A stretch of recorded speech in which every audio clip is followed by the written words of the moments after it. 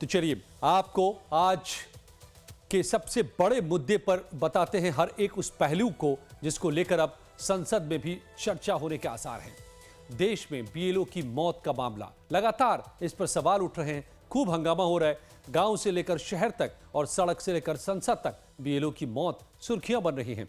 लेकिन बीएलओ की मौत अब सिर्फ राजनीतिक नहीं बल्कि भावनात्मक कहानी भी बन चुकी है। यानी पॉलिटिकल के साथ साथ अब इसका इमोशनल एंगल देश को ज्यादा झकझोर रहा है, जिसे इग्नोर करना आसान नहीं है। शायद यही वजह है कि अब धीरे धीरे संसद में भी इस पर गतिरोध कम होने के संकेत मिल रहे हैं। इस गंभीर मुद्दे पर देश की राजनीति के सबसे बड़े मंच पर चर्चा मुमकिन है। इस खास शो में हम इस खबर के इन्हीं दोनों एंगल की बारी बारी से चर्चा करेंगे। अपने संवाददाता की ग्राउंड रिपोर्ट के जरिए आपको इसका इमोशनल पहलू भी दिखाएंगे। लेकिन पहले देखिए बीएलओ की लगातार होती मौत पर हो रही पॉलिटिकल फाइट का अपडेट क्या है। बीएलओ की मौत सीधे सीधे एसआईआर के काम से जुड़ा है, लिहाजा एसआईआर की प्रक्रिया और उसमें जुटे बीएलओ की मौत या सुसाइड की घटना फिलहाल देश की राजनीति के केंद्र में है, क्योंकि विपक्ष सबसे ज्यादा इसी मुद्दे को उठाना चाहता है और इसके साथ हंगामा भी हो रहा है। शीतकालीन सत्र के पहले दिन से विपक्ष और सरकार के बीच तकरार और हंगामे की वजह से दोनों सदनों की कार्रवाई बाधित दिखी। इसकी वजह से दोनों पक्षों की तरफ से कई दौर की बातचीत हुई।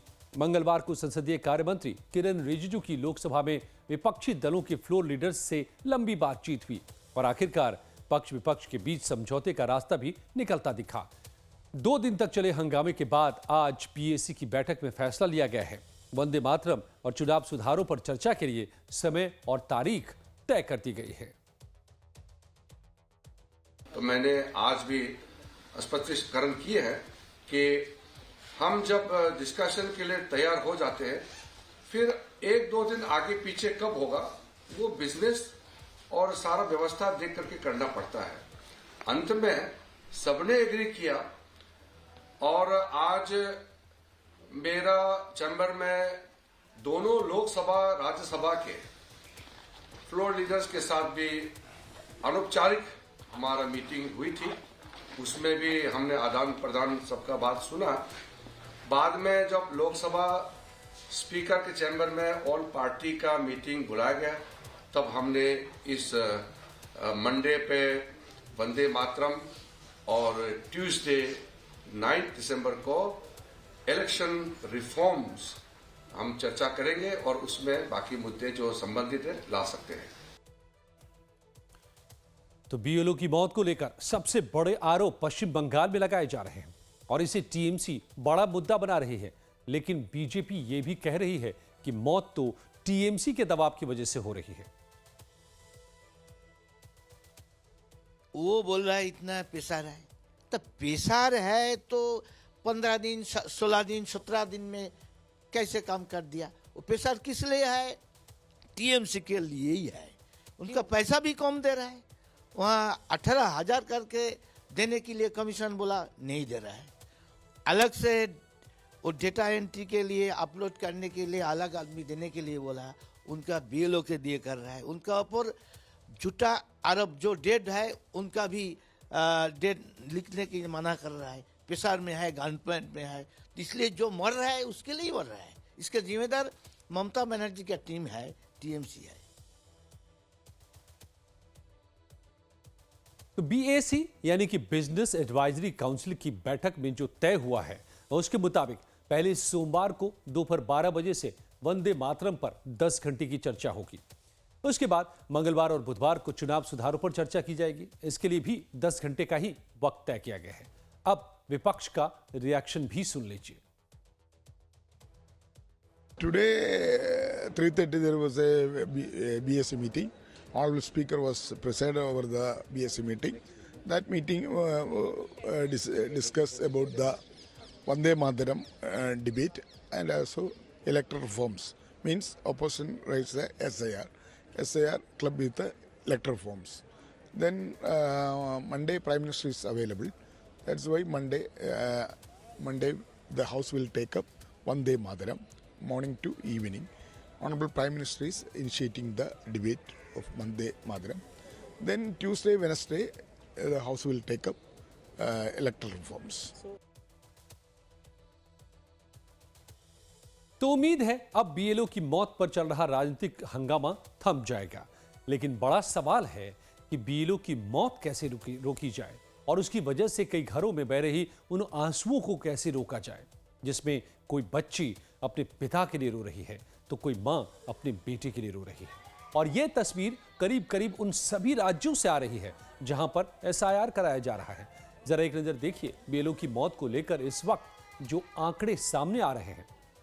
सबसे ज्यादा मध्य प्रदेश में 9 बीएलओ की मौत की खबर है, उत्तर प्रदेश में 8, गुजरात में 4 बीएलओ की मौत की खबर है, पश्चिम बंगाल में 4 बीएलओ की मौत हो चुकी है, राजस्थान में 4 बीएलओ की मौत हो चुकी है, तमिलनाडु में 1, केरल में 1। तमाम मीडिया रिपोर्ट्स के मुताबिक अब तक कुल 31 बीएलओ की मौत की खबर आ चुकी है। तो अब आगे बढ़ने से पहले हम ब्रीफ में आपको बता दें कि बीएलओ होते कौन हैं और इनका काम क्या होता है।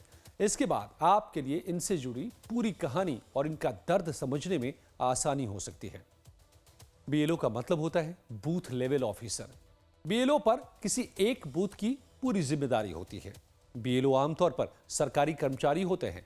टीचर, पंचायत कर्मचारी, आंगनबाड़ी कार्यकर्ता जैसे बीएलओ बनाए जाते हैं। शॉर्ट में आप ये समझिए कि बीएलओ का काम क्या होता है। वोटर लिस्ट तैयार करना और अपडेट करना बीएलओ का मुख्य काम है।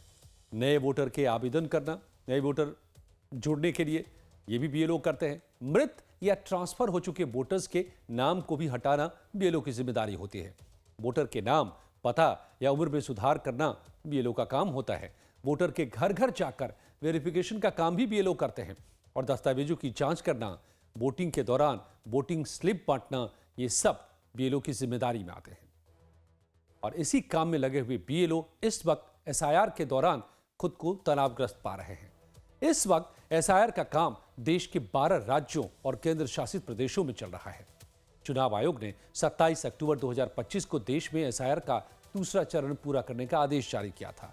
4 नवंबर से उत्तर प्रदेश, पश्चिम बंगाल समेत 9 राज्यों और 3 केंद्र शासित प्रदेशों में एसआईआर के तहत वोटर लिस्ट में सुधार किया जा रहा है। 11 दिसंबर तक एसआईआर का पूरा टारगेट करने का काम को पूरा करने का टारगेट है। 16 दिसंबर को ड्राफ्ट वोटर लिस्ट जारी होगी। देश के 321 जिलों और 1843 विधानसभा क्षेत्रों में फैले इस व्यापक अभियान की बागडोर लगभग 5,30,000 बीएलओ संभाल रहे हैं। लेकिन लाखों बीएलओ से जुड़ी जो खबरें आ रही हैं वो परेशान करने वाली है। अब जब बीएलओ के बीच हकीकत जानने लाइव टाइम्स की टीम पहुंची तो वास्तविकता ने झकझोर दिया। बीएलओ ने कहा कि मन होता है कुछ खाकर सो जाएं। किसी ने कहा अब नींद ही नहीं आती। कोई महीनों से नाम भूल रहा है तो कोई काम के दबाव में बैंक का पिन भूल गया। चुनाव आयोग ने समय सीमा बढ़ाई है, मानदेय बढ़ाने का भी ऐलान कर दिया है। कई थेरेपी जैसी कोशिशें भी की जा रही हैं, लेकिन इसका असर कितना हो रहा है ये जमीन पर पहुंचने के बाद ही पता चलता है।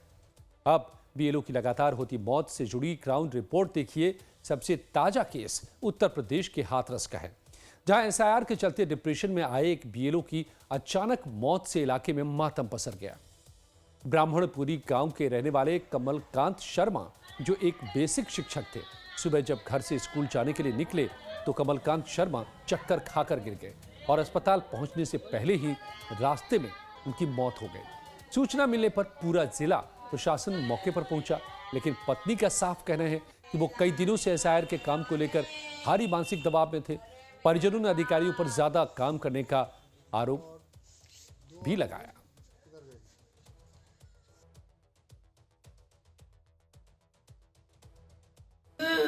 अच्छे खासे तो खूब अच्छी रोज बात करते थे। मेरी तबीयत सही में घर चली बोले अब आ जा कि बीएलओ वाले की बोले तो रात में रोज टेंशन देते हैं मुझे, रोज टेंशन। मैंने तुम टेंशन क्यों लेते हो? मैंने कि ये बीएलओ वाले चैन नहीं लगने दे रहे मुझे। मैंने कि हो जाएगा काम, आराम से करो। तो वो जो कह रहे थे रोज अब मेरे पास बोले कि अभी रात में फोन कर रही है वो। मैंने कि रहने दो तुम ऐसी नौकरी मेरी मत करो। मैंने कि टेंशन क्यों ले रहे हो, जाएगा काम। मुजफ्फरनगर में भी सर्वे कर रहे बीएलओ का लाइव टाइम्स के कैमरे पर दर्द छलका। उनका कहना है कि शिक्षा का काम छोड़कर एसआईआर करवाया जा रहा है और टारगेट पूरा नहीं होने की वजह से बीएलओ डिप्रेशन में जा रहे हैं और आत्महत्या तक के कदम उठा रहे हैं।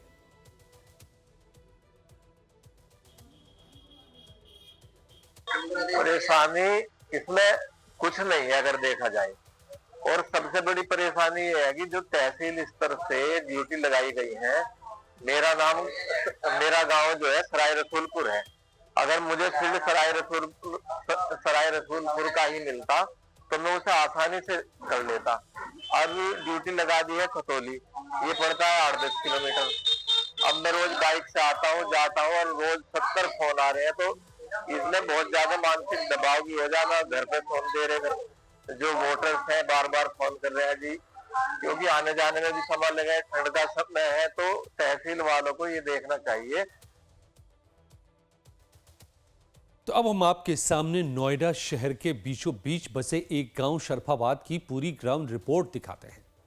संवाददाता रजनीश सिन्हा ने बूथ पर पहुंचकर वोटर लिस्ट वेरिफिकेशन यानी कि एसआईआर के काम में जुटे बीएलओ से सीधी बातचीत कर उनकी समस्याओं को गौर से सुना है, ताकि आप भी उनकी पीड़ा और बीएलओ की मौत पर हो रही पूरी राजनीति को आसानी से समझ सके। हमारी टीम सरफाबाद के प्राथमिक विद्यालय पहुंची और यहां तमाम महिला शिक्षिका इस कार्य में लगी दिखी, लेकिन जब इनसे बातचीत शुरू हुई तो मानो तकलीफों का पहाड़ टूटकर गिर गया। उनके मानसिक हालत हैरत में डालने वाली है।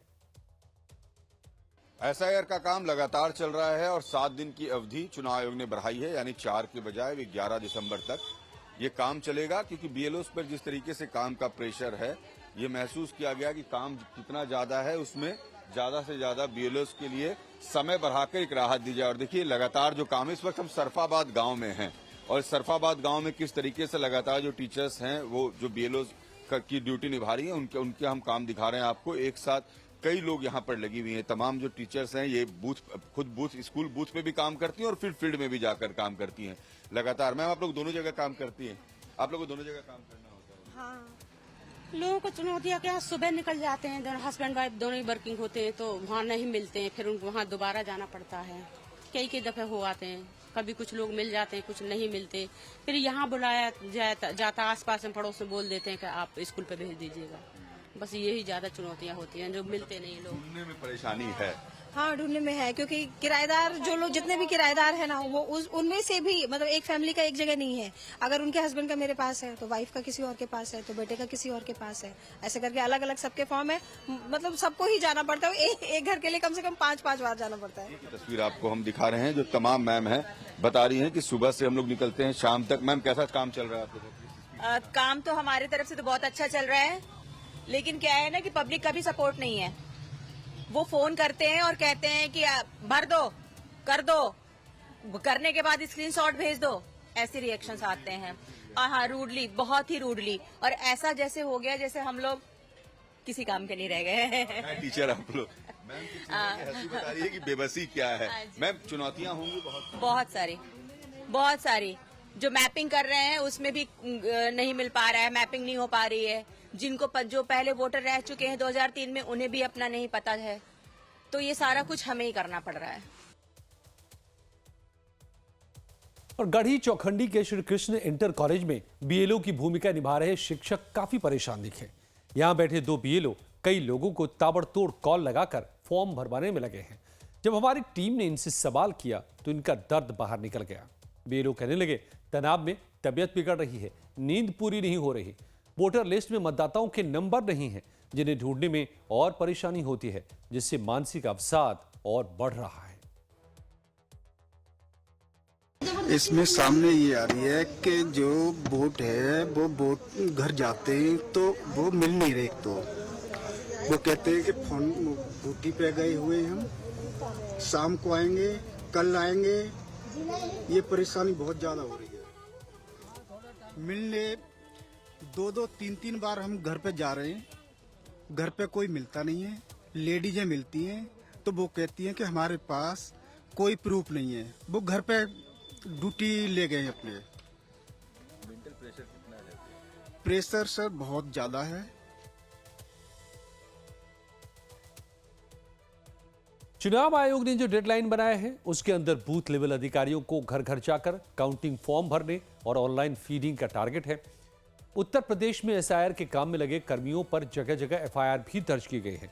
बीएलओ पर टाइम पर काम नहीं करने, ऑनलाइन फीडिंग में सहयोग न करने, समीक्षा बैठक में गैर हाजिर रहने जैसे आरोप हैं।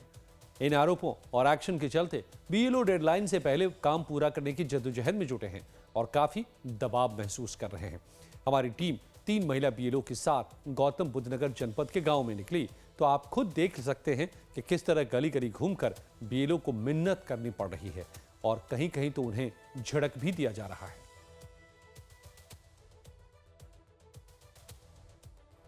सर रिस्पांस कोई उठाता है, आधे तो फोन ही नहीं उठ रहे हैं, बंद जा रहे हैं। जो फोन उठता भी है तो अभी जैसे मैंने फोन किया था किन्हीं को, इन्होंने कहा अरे इस नाम का कोई नहीं, हमारे पास फोन मत करो, ऐसे बोला। हाँ, और कुछ तो बता देते हैं, कुछ कहते हैं कि आ रहे हैं लेकिन वो आते ही नहीं है। सर हम कहाँ तक जाए, किस किस के घर जाए? और आधों का तो देखिए कॉन्टेक्ट नंबर ही एड्रेस नहीं है। कॉन्टेक्ट नंबर हो तो हम कॉन्टेक्ट भी करें, कैसे कॉन्टेक्ट करें? देखिए एक पेज में 4-5 लोगों के नंबर है, इसमें से भी कुछ लग रहे हैं कुछ नहीं लग रहे हैं, ये प्रेशर है बहुत ज्यादा।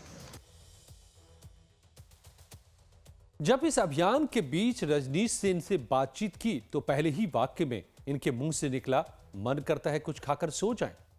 इस एक लाइन से आप उस दर्द और पीड़ा को आसानी से महसूस कर सकते हैं। इस मुद्दे को, उस इमोशनल एंगल को आप समझ सकते हैं जिसकी चर्चा हमने शुरुआत में की थी। मतलब तनाव इस कदर बढ़ा हुआ है कि समझ नहीं आ रहा कि क्या करें। काम जारी रखने में मानसिक तनाव और अगर छोड़ दें तो आर्थिक। नतीजा, परिवार में भी सभी डरे सहमे हैं कि कहीं उनके घर का कमाने वाला सदस्य दबाव में कुछ कर न ले। लेकिन सवाल है कि इस दबाव को कम करने के लिए अधिकारियों की ओर से क्या किया जा रहा है। नोएडा के शरफाबाद में इनकी परेशानियों और मानसिक हालात को देखकर ऐसा लगा कि काम तो चल रहा है लेकिन उनके साथ चुनौतियां तमाम हैं। ऐसे में हमने इनकी मानसिक सेहत की स्थिति को समझने के लिए एक्सपर्ट डॉक्टर से भी बात की। डॉक्टर भी कहते हैं कि इसका झटपट जैसा कोई इलाज मौजूद नहीं है। ऐसे तनाव से निकलने में वक्त लगेगा।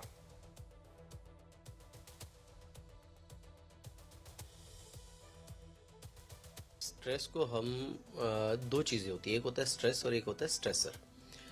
स्ट्रेसर होता है कारण और स्ट्रेस होता है नतीजा। तो स्ट्रेसर को हम अगर ब्रॉडली क्लासीफाई करें तो 4 चीजों के अंदर क्लासीफाई कर सकते हैं: work related, health related, finances related और रिलेशनशिप रिलेटेड।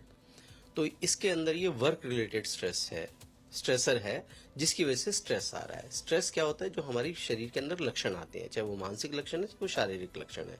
उदास रहना, परेशान रहना, चिड़चिड़ा रहना, काम में मन नहीं लगना, निराशाजनक विचार, चिंता वाले विचार, कई बार उसके अंदर फिर आत्महत्या के विचार भी आने शुरू हो जाते हैं। तो ये इस प्रकार से है। नोएडा के बाद लाइव टाइम्स ने यूपी के अमरोहा में बूथ स्तर पर पहुंचकर बीएलओ से बातचीत की। हमने पूछा कि क्या वो एसआईआर की वजह से तनाव में तो नहीं है। बीएलओ ने लाइव टाइम्स को बताया कि यहां तनाव तो नहीं है। बातचीत में लोगों ने बताया कि लोग फॉर्म जमा करने नहीं आ रहे। 15-16 घंटे ड्यूटी करनी पड़ रही है। अमरोहा जिले में 14 लाख वोटर्स हैं और अभी तक 88% एसआईआर की प्रक्रिया पूरी हो चुकी है। यूपी में एसआईआर चल रहा है और एसआईआर की जो समय सीमा है वो अब बढ़ा दी गई है। 7 दिन और बढ़ गए, यानी कि 11 दिसंबर तक जो एसआईआर की प्रक्रिया है वो चलेगी। यूपी के तमाम सारे जिलों में जो बीएलओ हैं उनके द्वारा सुसाइड किया गया है क्योंकि काफ़ी जो तनाव और प्रेशर है उनके ऊपर है। रात भर वो जागकर जो अपना काम है उसको पूरा कर रहे हैं। अधिकारियों के द्वारा लगातार उनके ऊपर प्रेशर डाला जा रहा है। यही वजह है कि वो उस तनाव को नहीं झेल पा रहे हैं और कई बीएलओ ने सुसाइड भी किया है। अमरोहा जिले का ही पास का जिला है मुरादाबाद, वहाँ भी एक जो हेडमास्टर है उसने सुसाइड किया था। तो आज हम अमरोहा के एक बूथ पर पहुँचे हैं। यहाँ पर आपको जो बीएलओ हैं वो दिख जाएंगे। उनसे बीएलओ से हम बात करेंगे कि क्या कुछ तनाव है, क्या कुछ दिक्कतें हैं और कैसा वो अपना काम करें। जी, क्या नाम है आपका? गजेंद्र सिंह। गजेंद्र जी, सबसे पहले तो कहिए कोई प्रेशर तो नहीं है? प्रेशर क्या, जैसे कि हमने फार्म बांट दिए तो अब लोग अभी फार्म ही दबाए बैठे हैं, दे ही नहीं रहे। कुछ थोड़ा ये कन्फ्यूज है कि हम गांव में बनवा रहे हैं। अरे गांव में बनवा रहे हैं तो कम से कम फार्म तो जमा जरूर करना। फार्म नहीं दे रहे। कुछ लोग, हम डोर टू डोर घूमे हैं, घर पर मिलते नहीं, मकान बिल्कुल लोग मिलता है। तो इस तरह की समस्या आ रही है। और यहाँ की अगर अमरोहा की स्थिति अगर की बात की जाए तो यहाँ पर अमरोहा जिले में 14 लाख मतदाता हैं। उनमें से अगर बात की जाए तो 88% जो एसआईआर की प्रक्रिया है वो यहाँ पर पूर्ण हो चुकी है क्योंकि अवधि समय सीमा जो है वो बढ़ गई है। 7 दिन और बढ़ गए हैं। तो ऐसे में 100% यहाँ से जो एसआईआर की प्रक्रिया हो उसके लिए अधिकारी और जो बीएलओ तमाम जो कर्मचारी हैं वो दिन रात जुटे हुए हैं कि जो प्रक्रिया है 100% जो है मतदाता हैं उनके जो वोट हैं वो बन पाए। अमरोहा से लाइव टाइम्स के लिए अरुण चाहल।